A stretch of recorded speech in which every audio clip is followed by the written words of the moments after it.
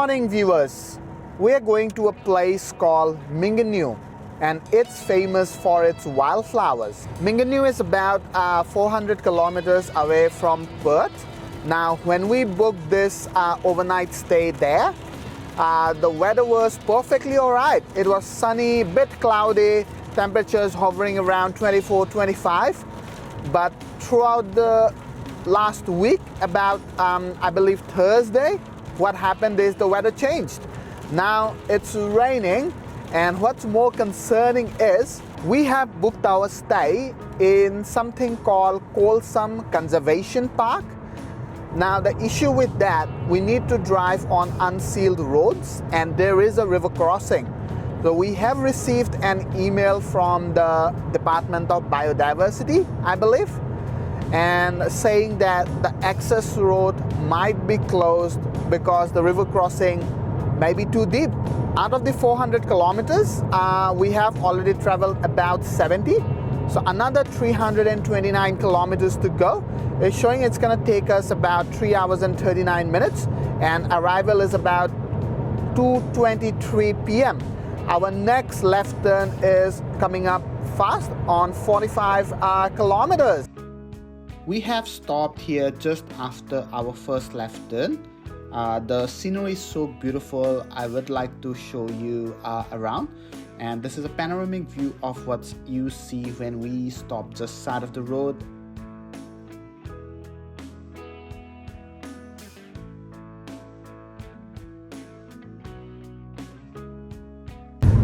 Look at those beautiful canola plants.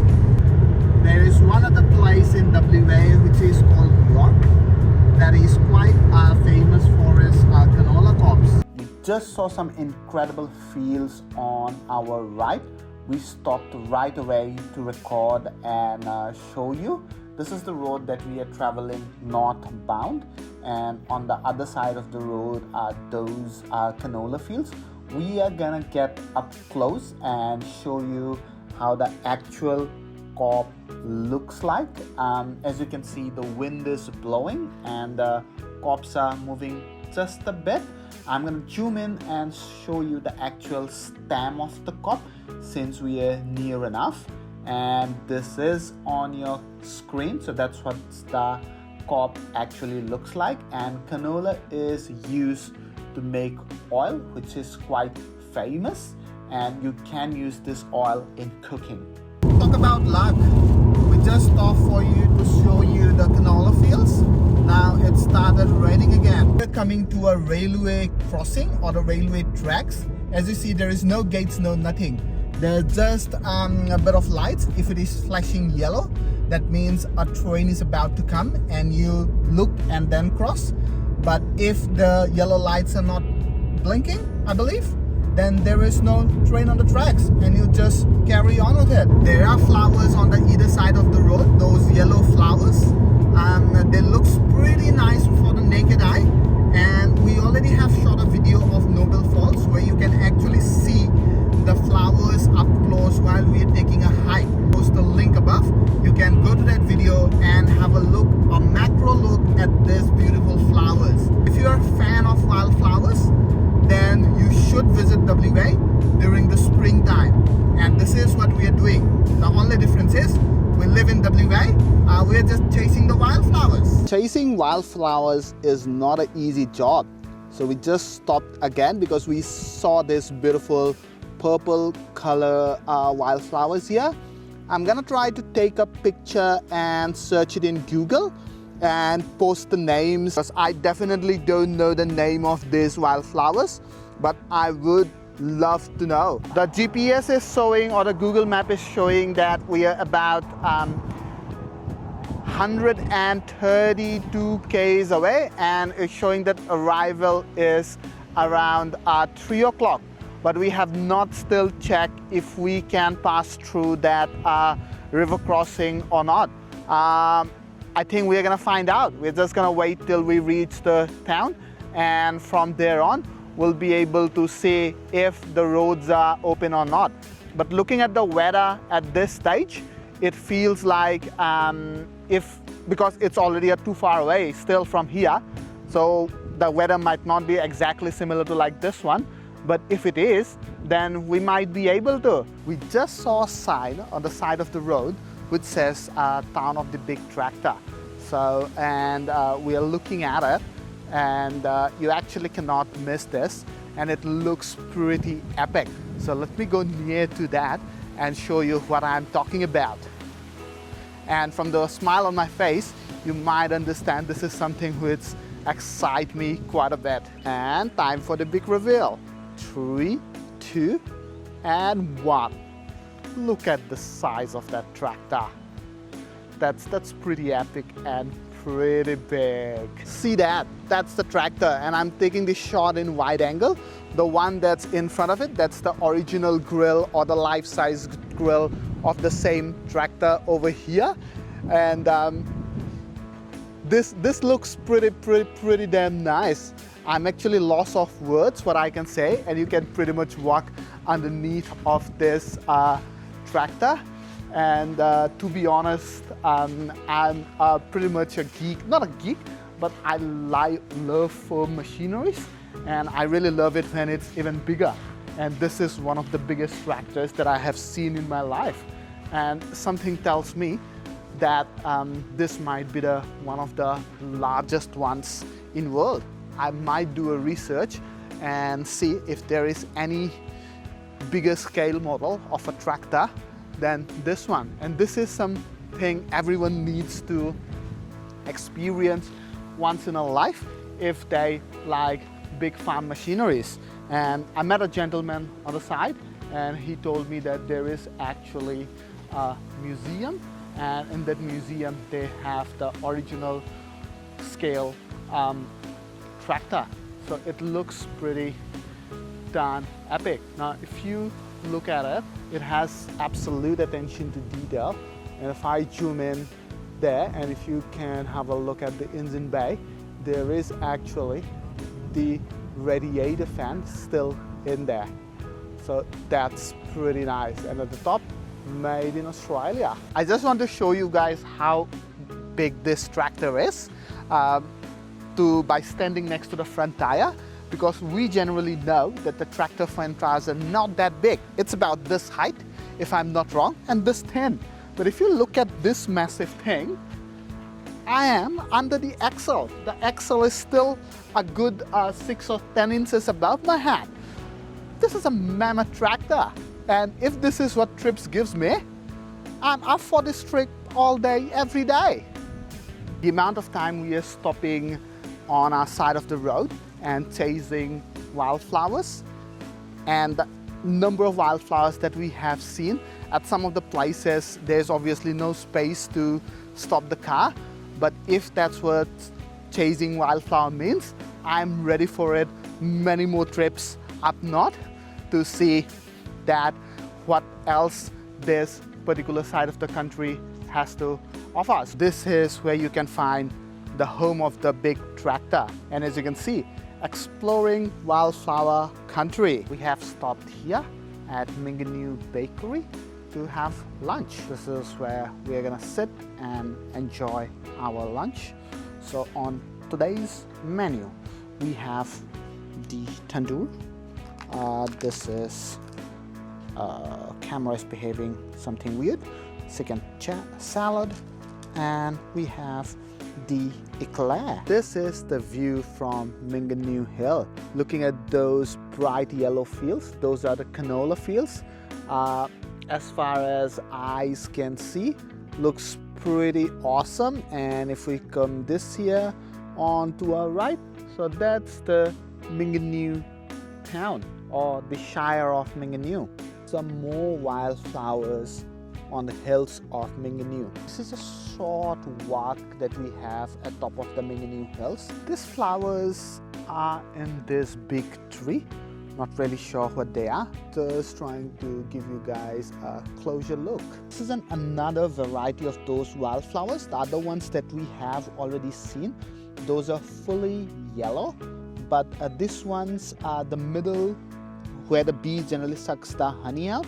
So that part is yellow. and the side of it is actually white. This is another very beautiful set of wildflowers. So this is a close look of the flowers that we have just seen. This is the road from Mingenew Hill. It's not very bad, but it's unsealed, and it's absolutely two-wheel drive accessible. No worries about it. But the space at the top is a bit tight, so we will not recommend bringing the caravan up to the top because there's not enough space to turn around. So there is a place at the end of the road where you can actually unhook your caravan, drive up, or possibly if you don't want to drive up, you can definitely walk as well. It's maybe 10 minutes from where you can actually unhook the caravans. As far as the camera is capturing, there is canolas everywhere. This is what we feared. The road is closed, and the campground that we have booked in, it's just over there, and I think it's not visible in camera, but we just need to take a quick left just after crossing this waters, and our campground is pretty much right there. But here you can see that we are pretty much unable to cross it. Not really sure what's at the bottom, and if we get stuck in here, obviously there's gonna be no help at all. So now we are thinking what we can do. If you look at the gauze marker, so that's in meters, so that's about 200 mm of water in here, and it's fast flowing as well. If we would have a bigger car like a four-wheel drive, we could have cleared this pretty easily, but at this stage it's not worth the risk. Definitely not worth the risk. And it's starting to rain again, so I'm just trying to think at this stage what we can do. There is another caravan park over here, but I'm not really sure if we will be able to get a booking there or not. We will keep you posted. We'll know what happens. We'll try to make a few calls. Optus doesn't have network here, but we do have a Telstra phone, and the Telstra coverage is pretty good till now. So let's hope so and see what happens. We have made a few calls, and a lovely lady in the caravan park said to come, and she said she will give us a space. So we are returning back. It's about 28 kilometers from where we have just stopped. So let's go and see what we can find to stay for the night. This is where we are gonna set up camp. So the lovely lady at this caravan park, which is Mingenew Caravan Park, has given us a space to set up camp. It's a pretty big space. We don't need that much, but we have pretty big space. So this is where we're gonna camp for the night. Today we don't have time. Some other day I will put the full video of setting up the tent. So today I'll just put bits and pieces of it. Just a quick instruction. After we laid it out, we need something called pegs so that we can straighten that out. While I straighten that out, Mrs. is going to take care of the poles so that we can put it up straight away. It's a big tent, so pretty much you need 2 people on this. Anything less than 2 is a bit difficult. I have seen videos where people set this camp up in like, I don't know, maybe like 15 minutes. Us, it takes a bit longer than that. And I'm not surprised, to be honest, because we are not the fittest, and we are, again, not the fastest of the workers. So we have set up this tent in a very windy area somewhere in Namboon, which is near Cervantes, and we didn't have any issues. We didn't have any issues at all. The tent hold out pretty nice. So this is the very important part, because this actually keeps your tent in ground when there is high winds. So base layer is done. Now we're gonna stand the tent up so that it actually gets its height. So there are actually two pole options that we have available here. So one of the poles, if you see right here, is yellow marked. So those are the bigger poles which goes in the middle of the tent. I might be a bit out of breath because we are trying to raise the daylight here and set it up as quickly as possible. We have plenty of lights, but then again, to be honest, it's a bit difficult to set up camp when it gets dark. So the tent actually has hoops in here, so the pole actually need to go through the hoops. You'll see it actually looks pretty darn amazing when the entire process is complete. So that's out on the other side, if it is visible in the camera, because at the moment we have limited resources, so no one to man the camera over there or to check the camera angles. That's the last of the poles. As you can see, I don't know what material is this, because this have some kind of a elastic rope kind of a thingy which keeps the pole together, and you will see it looks pretty straight at the moment, but this has quite a good flexibility. Now time for the magic. We are going to stand the pole up. So first time when we set up this camp up, it took us a good hour or so, if I remember. That was the first time when we set this tent up. Now as you can see, this plugs in here, the clips goes in these, and that's one side up. Now time to set the other side up. The first one is always the difficult one. After that, it's actually pretty easy. Once we are done, I'll show you how the poles are standing up. Right, so do the last pole to our right, and we are pretty much set up. I might be lying by saying that we are pretty much set up. There's still a long way to go. We have to put a bed in, we have to put a marquee in, we have to set up our kitchen. It's not like a kitchen like you expect in a home, but it's a camp kitchen. You will see, you'll part of the full journey today. Now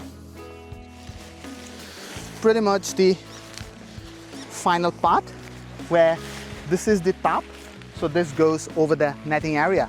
So if you like stargazing, you can do without this, but I'm not going to recommend today as we have received a lots of rain.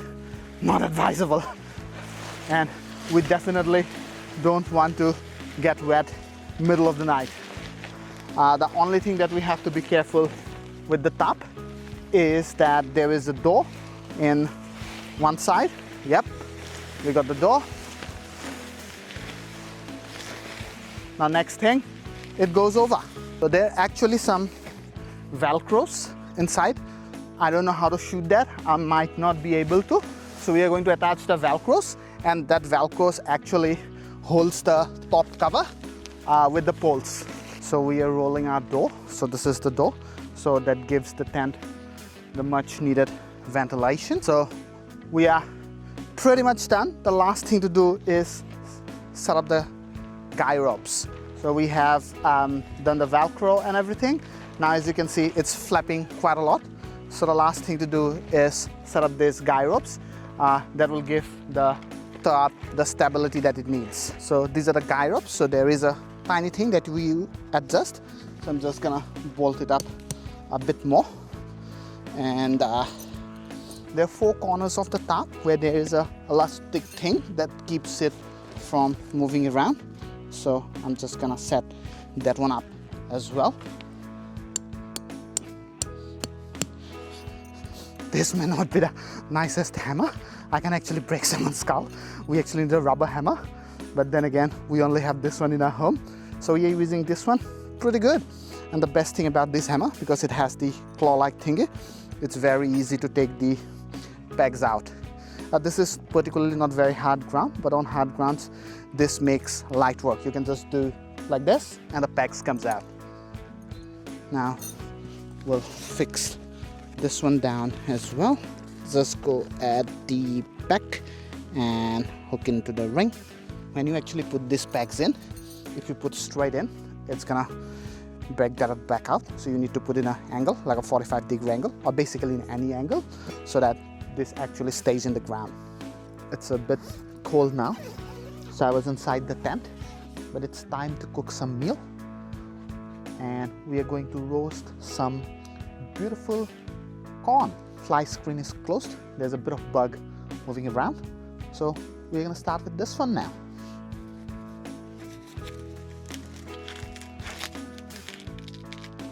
We are not gonna remove the corn from the cob. It's gonna stay on the cob. Only thing that we are gonna do is roast it and put some butter on it. And it's a very nice food when it's a bit cold. Back to our old trusted stove. Almost forgot. Look at the size of this. How big is this? Put the corn right in here. So I'm going to reduce the flame a bit, and both the corn goes together. So we're gonna start at the top. Our corn is almost done. Just the finishing touches.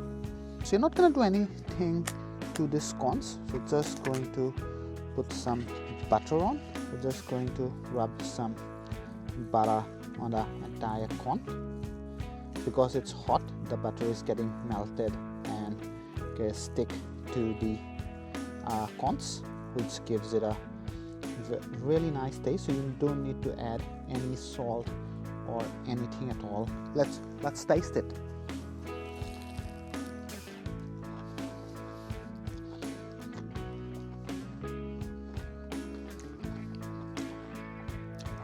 Really juicy.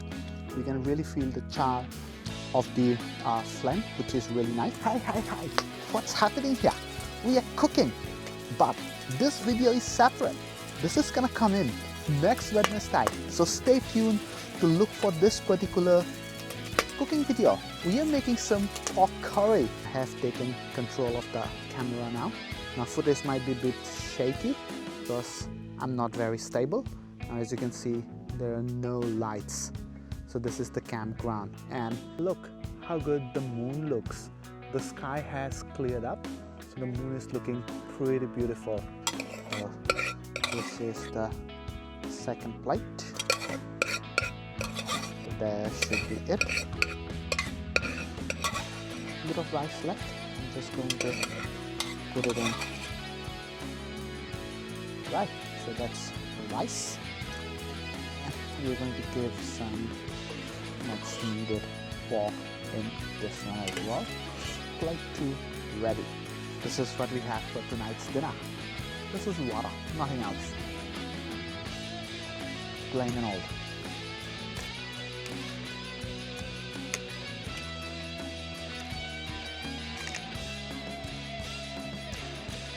So I'm gonna lay back, enjoy the dinner, and to keep the curry warm, we're just going to keep it in a low flame and keep it boiling. The more it boils, the more tasty it's gonna be. We have a very little amount left. We're gonna eat everything and finish it up.